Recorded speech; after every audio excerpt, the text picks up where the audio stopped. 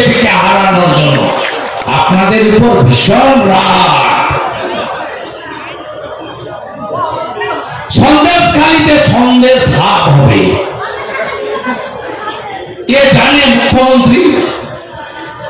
তাহলে জেলিয়াখালীতে কি হবে? জেলে হাট। ওপারে গোসাবা, তাহলে গোসাপের হাট হবে, গোসাপের হাট।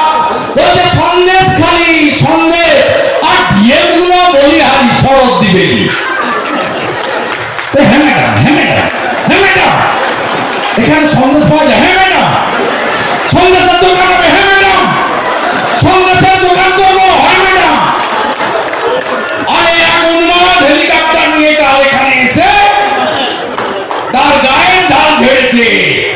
অতীত ভুলেছেন আপনারা? অতীত ভুলেছেন? ক্ষমা করবেন না তো? বিধানসভায় 7,000, লোকসভায় 7,000, বিধানসভায় 27,000 লিড চাই। এটা তো জিতবো। হিন্দু প্রধান, তফসিলি প্রধান হিঙ্গলগঞ্জ জিতবো।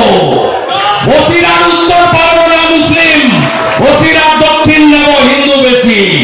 হিন্দু যেখানে বেশি সে সিট মমতাকে দেব না, দেব না।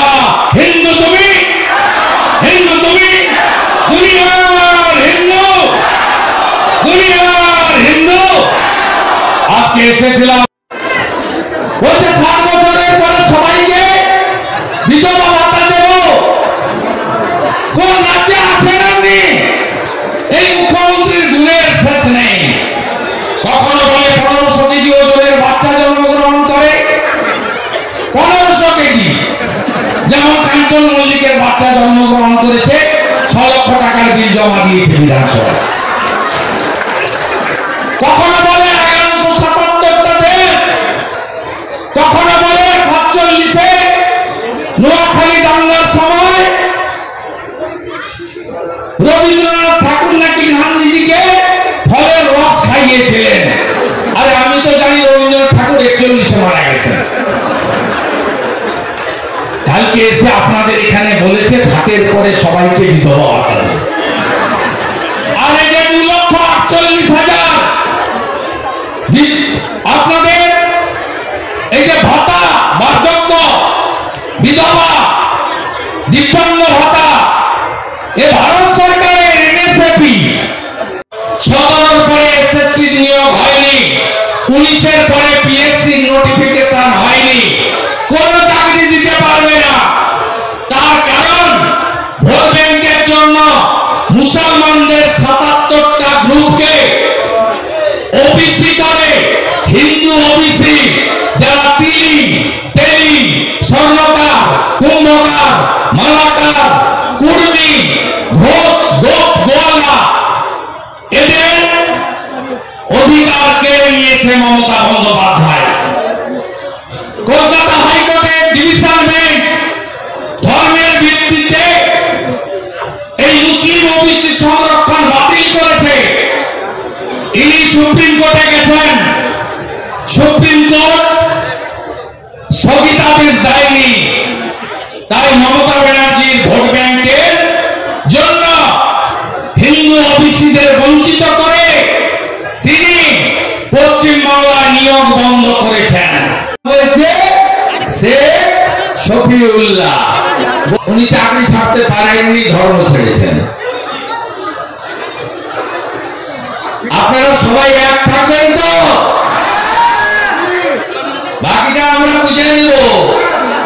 ওই 1,20,000-তে ঘর হয় না, বিজেপি এলে 3 লাখের ঘর বানাবো। 3 লাখের ঘর, সঙ্গে শৌচালয়, সঙ্গে সোলার আলো, ইলেকট্রিক বিল দিতে হবে না, সঙ্গে মোদিজির হার ঘর নলে জল, আর্সেনিক মুক্ত পাইপে জল, সঙ্গে গ্যাস, তার সঙ্গে মাথা পিছু 5 কেজি চাল আর গম। তাই আর 15 মাস ঐক্যবদ্ধ থাকতে হবে। আর ছত্রপতি শিবাজী মহারাজের মহারাষ্ট্রের মতো লাইন দিয়ে সকালবেলা পদ্ম ফুলে ভোট দিতে হবে। মমতা তাহা বুঝছে তো মাথায়? আকাশবাণী এসেছিল, কোন সন্দেশখালীর দ্বীপের লোক যায়নি, যায়নি কেউ। 12,000 বেনিফিশিয়ারি কন্যাশ্রী পাবেন, না গেলে নাম কাটা হবে। বাড়ি পাবেন, না গেলে নাম কাটা হবে। কত লোক দেখিয়ে ফুড প্যাকেট, বাস, লঞ্চ, ভুটভুটি, বিডিও, ওসি, এসপি এবং রাজীব কুমার স্বয়ং ব্যবস্থাপনায় গেছিল কলকাতা থেকে। আমি হারিয়ে পাঠিয়ে দিয়েছি। উনার নাম হলো কম্পার্টমেন্টাল চিফ মিনিস্টার। এবারে আপনারা করবেন প্রাক্তন মুখ্যমন্ত্রী। হিন্দুরা এক হবেন তো? আমরা ভোটে জিতি, আমি জিতেছি নন্দীগ্রামে, আমার ভাইকে জিতিয়েছি কাঁথি লোকসভায়, অভিজিৎ গাঙ্গুলিকে জিতিয়েছি তমলুক লোকসভায়, নন্দীগ্রামে 2000-এর লিডকে 8000 করেছি। এত অত্যাচার, সরবেরিয়া, বেড়মজুর 1-2, জেলিয়াখালী, এত অত্যাচার, এত নেতাকে জেলে ঢুকিয়েছিল ভোটের দিন, ভোটের আগের দিন। বহু বুথে গ্রামে হিন্দু ভোট দিতে দেয়নি। তারপরেও সন্দেশখালীতে রেখা পাত্রকে আপনারা 7,000 ভোটে জিতিয়েছেন। কত পুলিশ এসেছিল?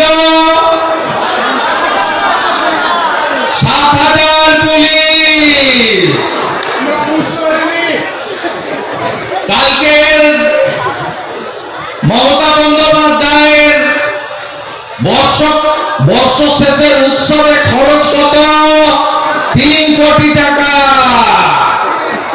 কার টাকা? আপনার আমার টাকা, ট্যাক্সের টাকা, জনগণের টাকা। তৃণমূল ছেড়ে বা ভোট দিতে না যাওয়া হিন্দু যদি এসে ভোট দেন, তাহলেই ওপারের ইউনুস যাহা, এপারের মমতা তাহা আমার কাছে হেরেছে। এবারে আপনারা ওকে প্রাক্তন মুখ্যমন্ত্রী বানাবেন। আর জিহাদি, জঙ্গি, মৌলবাদ, জিয়াউল মোল্লা আর শাহজাহানের মতো এদের চিরতরে যাতে সমাজে না থাকে তার ব্যবস্থা যোগী আদিত্যনাথজি যেমন ব্লিচিং